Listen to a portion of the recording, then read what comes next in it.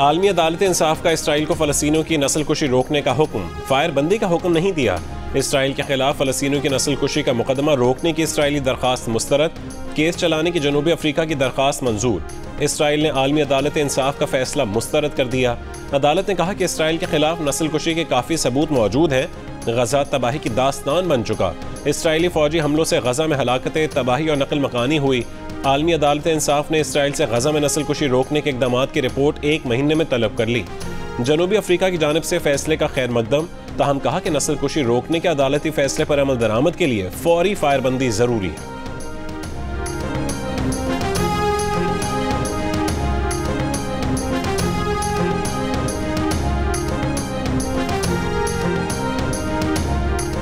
पाकिस्तान ने आलमी अदालत इंसाफ के फैसले पर मुकम्मल और मौसर अमल दरामद का मुतालबा कर दिया। तर्जुमान दफ्तर खारजा ने कहा है कि आलमी अदालत इंसाफ ने इसराइल को हुक्म दिया है कि वो गजा में नस्लकुशी की कार्रवाइयों को रोकने के लिए इकदाम करे और फ़लस्तीनियों को इंसानी इमदाद की फरहमी के लिए मौसर इकदाम करे।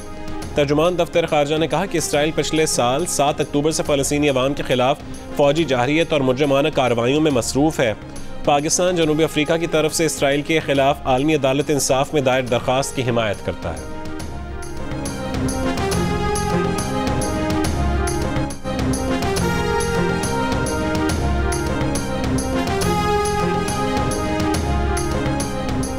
आलमी अदालत इंसाफ की तरफ से फ़लस्तीनियों की नस्लकुशी रोकने के हुक्म के बावजूद गजा पर इसराइली हमले जारी। अल नुसरात कैंप पर इसराइली हमले में कम से कम 11 फ़लस्तीनी शहीद। फ़लस्तीनी सहाफ़ी अयाद अल रवाक़ भी शहीद होने वालों में शामिल। खान यूनिस में अल अक्सा यूनिवर्सिटी, अल नसर, अल अमल और अल खैर अस्पतालों के करीब शदीद लड़ाई जारी। इसराइली फ़ौज की शदीद गोलाबारी और फायरिंग। इसराइली फ़ौज ने अल अमल स्कूल को घेरे में ले लिया। इमदाद मिलने के मुंतज़िर फ़लस्तीनियों पर भी गोलाबारी। 24 घंटों में मज़ीद 183 फ़लस्तीनी शहीद। हिज़्बुल्लाह ने इसराइली स्पाई डोम को निशाना बनाने की वीडियो जारी कर दी। तब्दीली ने पाकिस्तान का बुरा हाल कर दिया। ना बिजली है ना गैस, हर चीज़ महंगी। मुस्लिम लीग नून के कायद नवाज शरीफ का बूरे वाला में इंतखाबी जलसे से खिताब। कहा बहुत अफसोस का मकाम है कि तब्दीली वालों ने पाकिस्तान को कहां पहुंचा दिया है। नून लीग पाकिस्तान को महंगाई और बेरोजगारी से वापस निकाल लाएगी। रोटी, बिजली और गैस घर घर मिलेगी। अगर नवाज शरीफ की हुकूमत कायम रहने दी जाती तो आज कोई नौजवान बेरोजगार ना होता। नून लीग की हुकूमत आएगी तो महंगाई को मिटाएगी और अच्छा वक्त वापस लाएगी।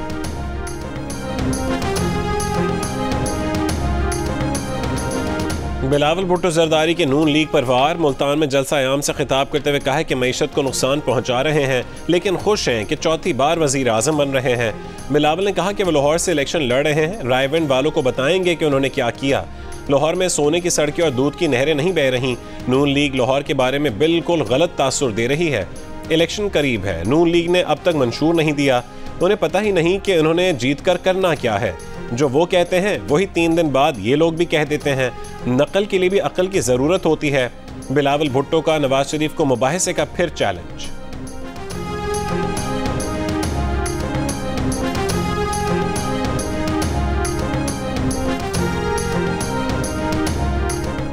आजकल तमाम मुखालिफ जमातें जो हैं वो पंजाब में आके वोट मांग रही हैं। वोट मांगती तो है लेकिन जलसा करने के लिए उनको मुश्किल पेश आती है। तनकीद वो मुस्लिम लीग नून पर करते हैं, तनकीद वो नवाज शरीफ पर करते हैं, लेकिन जिस जगह जलसा करते हैं आगे भी मुस्लिम लीग नून के मंसूबे होते हैं, पीछे भी मुस्लिम लीग नून के मंसूबे नजर आ रहे होते हैं, दाएं भी मुस्लिम लीग नून के मंसूबे नजर आ रहे होते हैं, बाएं भी मुस्लिम लीग नून के मंसूबे नजर आ रहे होते हैं। पंजाब में आकर नवाज शरीफ साहब पर तनकीद कर रहे हैं और जहां से आए हैं वहां जाकर देखो तो स्कूलों में बच्चों की बजाय वहां पर मवेशी बंधे हुए हैं, जानवर बंधे हुए हैं। पंजाब आकर नवाज शरीफ पर तनकीद करने वाले जहां भी जाते हैं उनके दाएं बाएं नून लीग के मंसूबे होते हैं। वो जहां से आए हैं वहां स्कूलों में मवेशी बंधे होते हैं। मरीम नवाज ने आज फिर नाम लिए बगैर बिलावल भुट्टो जरदारी को निशाने पर ले लिया। बूरे वाला में जलसे से खिताब के दौरान कल पार्टी मंशूर लाने का ऐलान किया। कहा बाकी जमातें जनूबी पंजाब के नाम पर सियासत कर रही हैं। लोग जनूबी पंजाब के नाम पर अवाम को बेवकूफ़ बनाकर चले गए। जनूबी पंजाब की खिदमत सही मानों में सिर्फ नवाज शरीफ ने की है। बूरे वाला जलसे में मरीम नवाज ने 2 लड़कियों की ख्वाहिश पूरी कर दी। दोनों को स्टेज पर बुलाकर मुलाकात की।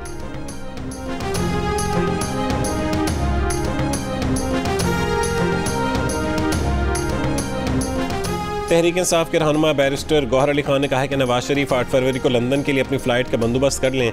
बिलावल की तरबियत खरीदो फरोख्त के लिए की गई है, लेकिन हम नाकाम बनाएंगे। मुनेर में जलसे से खिताब करते हुए कहा कि PTI के हिमायत याफ्ता उम्मीदवारों को कुरान पर हलफ लेने के लिए कोई हिदायत नहीं दी गई। अक्सरियत मिली तो वज़ीर आज़म के नाम का इंतखाब बानी PTI करेंगे।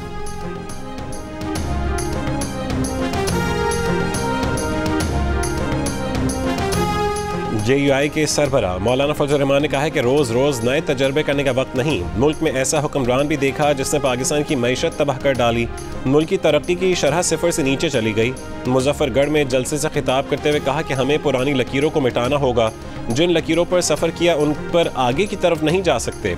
अपनी जिम्मेदारियों का एहसास करते हुए नया मुस्तकबिल तराशना होगा।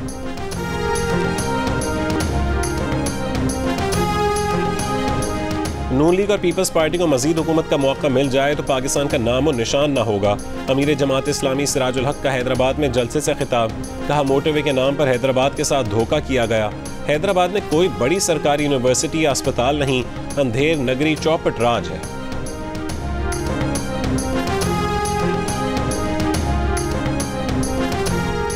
सुप्रीम कोर्ट ने परवेज इलाही को इलेक्शन लड़ने की इजाजत दे दी। नाम बैलेट पेपर पर छापने की हिदायत, कागजात नामजदगी मुस्तरद करने का इलेक्शन ट्राइब्यूनल का फैसला कलअदम करार। परवेज इलाही पर हर इंतखाबी हल्के में इलेक्शन अखराजात का अलग अकाउंट ना खोलने का इल्ज़ाम था। सुप्रीम कोर्ट की परवेज इलाही को PP 32 गुजरात की हद तक इलेक्शन लड़ने की इजाज़त। परवेज इलाही बाकी तमाम इंतखाबी हल्कों से दस्तबरदार हो गए।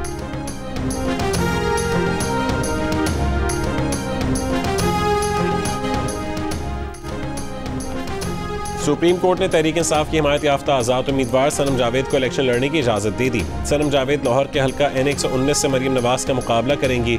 इस हल्के से शहजाद फारूक पहले ही PTI के हिमायत याफ्ता उम्मीदवार हैं। सनम जावेद को हल्का NA120 और PP 150 से भी इलेक्शन लड़ने की इजाज़त मिल गई। सुप्रीम कोर्ट का इलेक्शन कमीशन को सनम जावेद को इंतखाबी निशान देने का हुक्म। सुप्रीम कोर्ट ने तहरीक इंसाफ के हिमायत याफ्ता शौकत बसरा को भी इलेक्शन लड़ने की इजाज़त दे दी। अटक से ताहिर सादिक और खुशाब से उमर असलम को भी इलेक्शन लड़ने की इजाज़त मिल गई।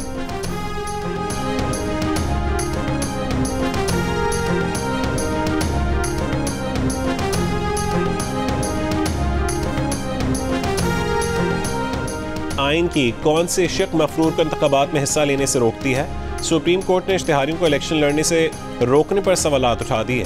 PTI के हिमायत याफ्ता उम्मीदवार उमर असलम की अपील पर समाअत के दौरान जस्टिस मंसूर अली शाह ने सवाल किया कि मफरूर या इश्तिहारी को इंतखाबात लड़ने से कौन सा कानून रोकता है? इंतखाबात में हिस्सा लेना बुनियादी हक है। बुनियादी हक से कैसे महरूम किया जा सकता है? ये तो किसी शख्स को इंतखाबात के बुनियादी हक से महरूम करके सज़ा दी जा रही है। जस्टिस अतर मिनल्लाह ने कहा कि आर्टिकल 17 में बुनियादी इंसानी हुकूक के तहत अवाम की अहमियत ज़्यादा है। इलेक्शन कमीशन ने पाकिस्तान के अवाम को जवाब देना है। अदालत ने उमर असलम को NA93 और ताहिर सादिक को NA49 अटक से इलेक्शन लड़ने की इजाज़त दी थी। 78% पाकिस्तानी सियासी जमातों के उम्मीदवारों का इंतजार करते रहे, कोई वोट मांगने नहीं आया। 18% अफराद से उम्मीदवारों ने राबता किया, अपनी जमात के लिए वोट मांगा। गैलप पाकिस्तान ने नया सर्वे जारी कर दिया। सर्वे में 44% का इंतखाबात से पहले सियासी सरगर्मियाँ ना होने का दावा। कहा मोहल्लों और गलियों में सियासी जमातों की जानिब से कोई पोस्टर या बैनर नहीं लगा। अलबत्ता 13% अफराद ने बहुत सारे बैनर और पोस्टर, जबकि 20% ने किसी हद तक ज़्यादा पोस्टर और बैनर लगाने का बताया।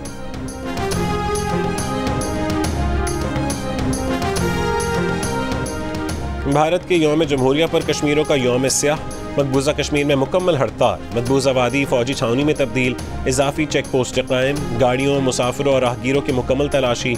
आज़ाद कश्मीर के तमाम ज़िले हेडक्वार्टर्स में एहतजाजी मुजाहरे, जलसे और रैलियाँ। मुजफ्फराबाद में मुकीम कश्मीरी पनाह गुज़ीनों का घड़ीपन चौक से आज़ादी चौक तक मार्च।